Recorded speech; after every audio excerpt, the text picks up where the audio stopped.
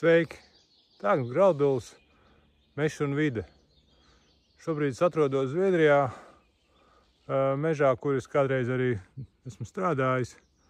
Šobrīd es vairāk tāds apmeklētājs esmu un interesanti pavērot, kas te ir noticies. Un tad šodienas tāds gājums ir par lapegli, kā tā ir iejutīsies mežā, kā aug.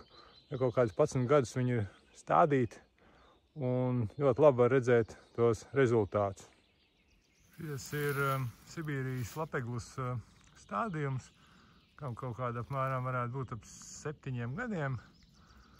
Sibīrijas lapegla noteikti varbūt nav tā labākā izvēle, viņi tomēr aug lēnāk nekā kaut kādas hibrīdās lapeglas. Un arī tās koksnes īpašības, ko var iegūt šī mērenajā klimatā, gan attiecās gan uz Latviju, gan uz Zviedriju, tomēr nav gluži tāds kā Sibīrijā. Tas Sibīrijas baļķis viņu var nolikt zemē, un 100 gados nesapūs.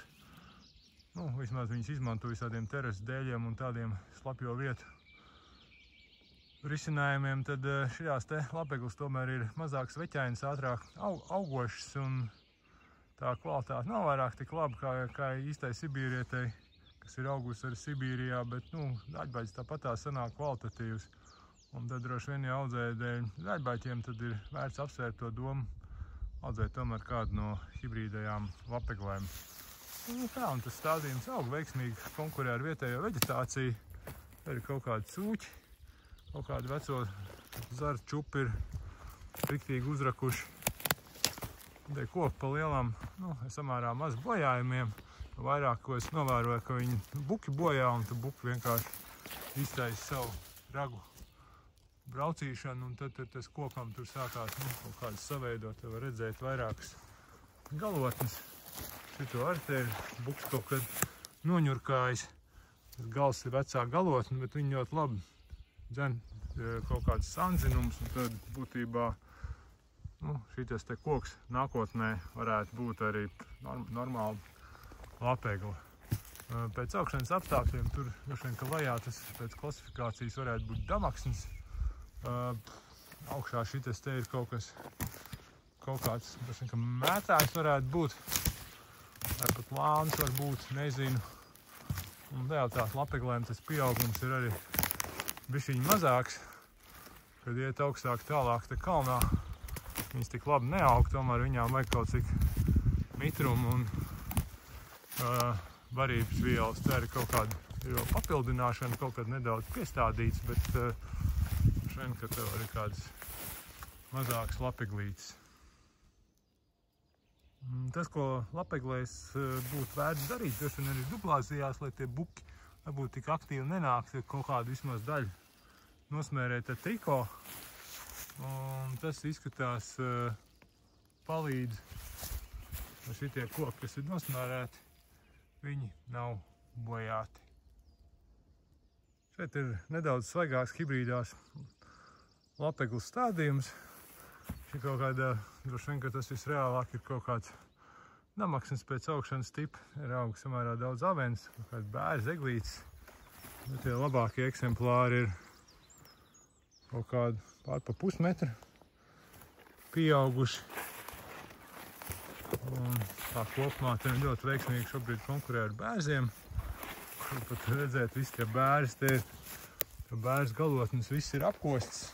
Tīri daudz brieži, bet tās lapeglas ir izdzīvojuši. Kādas ir, protams, ir, kā vienmēr ir jārēķinās ar to, ka viņas būs nobojātas. Vai kaut kāds buks kaut kad nomurkājis lapeglu. Viņi te kaut ko mēģina dzīt augšā, bet, viņai sanāk grūti. Viss bērs, viss kā viens ir. Vienam bērzam nav oriģinālās galotnes, viss ir apkosts. Galens bišķiņi ir apkodāts. Lapeglas kaut kā te arī bišķiņi kādi ar bojājumiem.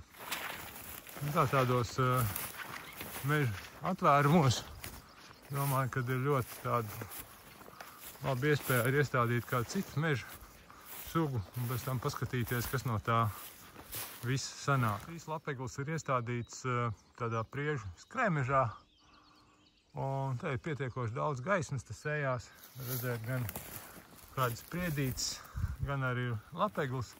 lapeglis ir bišķiņ mētiecīgi stādīts senīs auglīgākajos fragmentos, jo būtībā šajā mežā pēc meža apsaimniekošanas priedes pa lielam gandrīz nav zāģēts, ir zāģēts tikai ārā eglis, kurām bijis izgrauzes, un tanīs egļu vietās arī sastādīts ir pa lielam lapeglis, jo tad sanāk tādi atvērumi.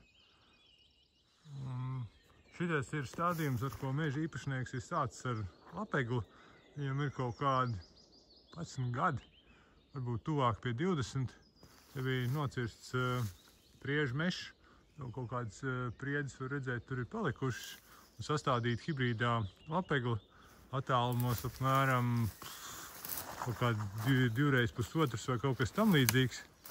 Šobrīd ir krietni biežņi, var redzēt, ka tās lapeglis jau te vienu otru murkā nost, jo tur tā mazā, ja te var saprast pa video, bišķiņi ir vaināk zemāk, viņi būtu jāņem ārā, te būtu jātais kaut krājas kopšana, bet, meža īpašnieks vēlēm, ko darīt. Redzēt, kādu vairāk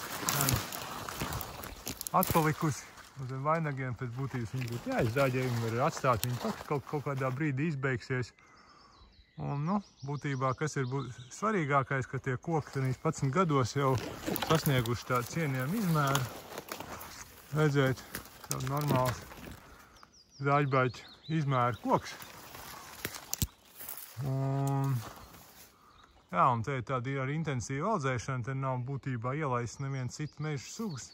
Tās lapeglis arī nav neko ielaiduši. Pa vidi kaut kādos caurumos var redzēt, ir kaut kāds augu pīlādzīts, varbūt tur kaut kāda eglīte kaut kur ir. Tāda klasiska lapegļu monokultūra. Tas tāds bija neliels ieskats lapegļu audzēšanai mežā, stādot gan izcirtumos, atvērumos un zem vainagu klāja. Droši vien, kad vienmēr ir vajadzīgs nedaudz paeksperimentēt, kurā vietā viņi aug, kurā viņi neaug, veikt kādu pārbaudas kontrolas stādījumu un tad stādīt plašāk, bet vairāk vai mazāk ir skaidrs, ka lapeglei ir iespēja augt, un viņi aug arī samērā salīdzinoši nabadzīgos augšanas apstākļos. Paldies, ka skatieties! Ja patīk šis video, tur spiežat laiku vai parakstaties uz kanālu. Atā, tiekās mežā!